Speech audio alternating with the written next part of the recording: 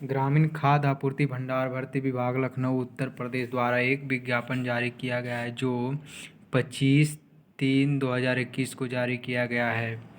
ग्रामीण खाद्य आपूर्ति भंडार भर्ती विभाग लखनऊ उत्तर प्रदेश द्वारा विज्ञापन क्रमांक संख्या इतना के अंतर्गत 1038 रिक्त पदों पर नियुक्ति हेतु सुयोग्य भारतीय उम्मीदवारों से ऑनलाइन आवेदन करते हुए विस्तृत दिशा निर्देश को आधिकारिक वेबसाइट पर प्रदर्शित है और इन रिक्त 1038 पदों के विवरण निम्नलिखित है। पद का नाम, पद कोड और कुल रिक्तियों का वर्गीकरण और क्षैतिज आरक्षण।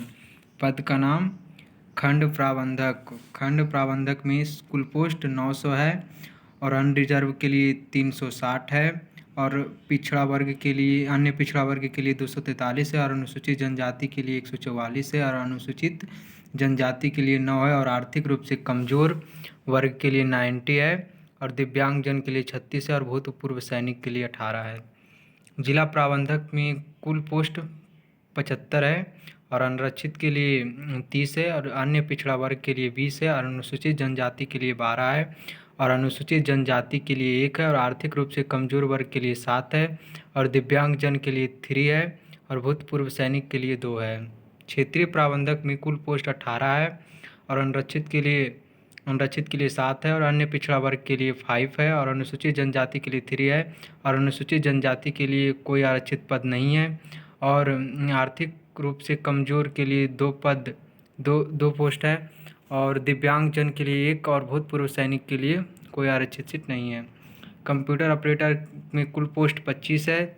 पिछड़ा वर्ग के अन्य पिछड़ा वर्ग अनरिजर्व के लिए 10 सीट है और एससी के लिए ओबीसी के लिए 7 है और एससी के लिए 4 है और एसटी के लिए 0 है और कमज़ोर वर्ग के लिए ईडब्ल्यूएस के लिए 3 है और पीडब्ल्यूडी के लिए कोई सीट नहीं है, आरक्षित नहीं है और ईएसएम के लिए 1 है। चपरासी में कुल पोस्ट 20 है और ओबीसी में अनरिजर्व में 8 है और ओबीसी में 5 है और एससी में 3 है और एसटी में 1 है और ईडब्ल्यूएस में 2 है और पीडब्ल्यूडी में 1 है और अन्य सैनिकों के लिए कोई सीट आरक्षित नहीं है। कुल पद 1038 पद है। शैक्षणिक योग्यता की बात किया जाए तो खंड प्रबंधक के लिए इंटरमीडिएट पास होना चाहिए, जिला प्रबंधक के लिए स्नातक पास होना चाहिए, क्षेत्रीय प्रबंधक के लिए स्नातक पास होना चाहिए और कंप्यूटर ऑपरेटर में शैक्षणिक योग्यता इंटरमीडिएट या कंप्यूटर डिप्लोमा होना चाहिए या उसके समकक्ष कोई डिग्री होना चाहिए। चपरासी के लिए हाई स्कूल या मैट्रिक पास होना चाहिए। वेतन की बात किया जाए तो वेतन का सबके समान है। खंड प्रबंधक के लिए लेवल के 2 की सैलरी दी जाएगी जो 5200 से 20,200 के बीच रहेगा और सबका ग्रेड पे अलग अलग है तो देख लीजिएगा आप लोग। आयु सीमा की बात किया जाए तो दिनांक 1/3/2021 को न्यूनतम 18 वर्ष एवं अधिकतम 40 वर्ष होना चाहिए। आयु में अनुमान्य छूट अनुसूचित जनजाति एससी एसटी तथा अन्य पिछड़ा वर्ग ओबीसी के उम्मीदवारों को जो उत्तर प्रदेश के मूल निवासी है अधिकतम आयु सीमा में 5 वर्ष की छूट अनुमान्य है। यानी कि इसमें कहा गया है कि उत्तर प्रदेश के निवासी को ही आयु या उसके आरक्षण का लाभ मिल सकता है। अदर स्टेट से बिलोंग करने वाले लोग जो इस फॉर्म को अप्लाई करेंगे उसको कोई छूट नहीं मिलेगा और उसका कोई लाभ भी नहीं मिलेगा। भूतपूर्व सैनिक या उत्तर प्रदेश के शासन देश में परिभाषित एवं उन्होंने सेना में कम से कम 5 वर्ष की सेवा की हो, जो उत्तर प्रदेश के मूल निवासी है कि वास्तविक आयु में से सशस्त्र सेना में की गई सेवा अवधि कम करते हुए परिणाम जान्य आयु उस पद सेवा के निर्मित जिसके लिए वह नियुक्ति के लिए इच्छुक है विवाह अभिहित अधिकतम आयु सीमा से 3 वर्ष से अधिक ना हो। दिव्यांगजनों के अभ्यर्थियों के जो उत्तर प्रदेश के मूल निवासी है अधिकतम आयु सीमा में 10 वर्ष की छूट अनुमान है, यानी दिव्यांगजनों के लिए 10 वर्षों की छूट दिया गया है। नोट में दिया गया आरक्षित श्रेणी के अभ्यर्थियों को उपरोक्त अनुसार आयु में केवल एक ही छूट जो लाभकारी हो अनुमान्य होगा। अनुसूचित एससी एसटी तथा ओबीसी पीडब्ल्यूडी ईएक्सएम आर्थिक रूप से कमजोर ईडब्ल्यूएस वर्ग के उम्मीदवारों को लागू नियम आरक्षण का लाभ प्रदान करते हुए आरक्षित पद की संख्या विज्ञापित रिक्तियों हेतु दी गई तालिका के अनुसार होंगे। आरक्षण का लाभ लेने हेतु उत्तर प्रदेश का मूल निवासी होना आवश्यक है। वे उम्मीदवार जो उत्तर प्रदेश के मूल निवासी नहीं हैं, अनुरक्षित श्रेणी के अंतर्गत आवेदन करें। जाति के अनुसार आरक्षण लाभ उत्तर प्रदेश के मूल निवासी को ही मिलेगा, यानी कि जो उत्तर प्रदेश से बिलोंग नहीं करते हैं वो अनरिजर्व के अंतर्गत ही आवेदन करें। नोट: ऑनलाइन आवेदन पत्र में इंगित कॉलम में आरक्षण का दावा नहीं करने पर आरक्षण का लाभ नहीं मिलेगा।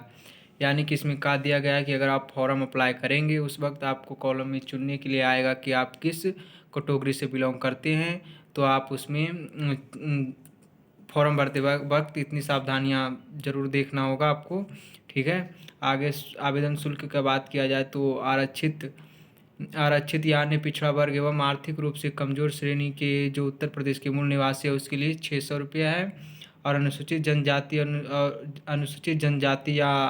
जनजाति श्रेणी के उत्तर प्रदेश के मूल निवासी को 400 रुपया, और दिव्यांगजनों के लिए 350, और भूतपूर्व सैनिक श्रेणी के लिए 600 रुपये दिया जाए शुल्क निर्धारित है।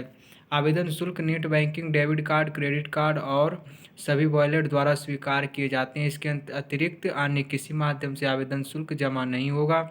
जमा करने की विधि वेबसाइट पर उपलब्ध है। बैंक चार्जेस अभ्यर्थी द्वारा अलग से देना होगा। आवेदन शुल्क के मद में जमा की गई धनराशि किसी भी दशा में ना तो वापस की जाएगी और ना ही स्थानांतरित अथवा किसी अग्रिम चयन हेतु सुरक्षित नहीं की जाएगी।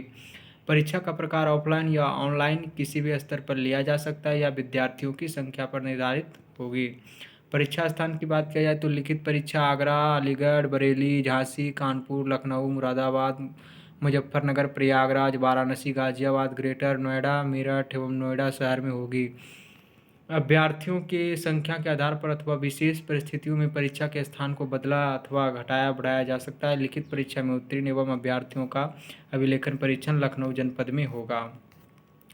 ऑनलाइन आवेदन पत्र भरने से संबंधित तिथि एवं अन्य निर्देश। ऑनलाइन आवेदन प्रारंभ करने की तिथि 2 अप्रैल से स्टार्ट होगा और ऑनलाइन आवेदन भरने की अंतिम तिथि 30 अप्रैल होगी।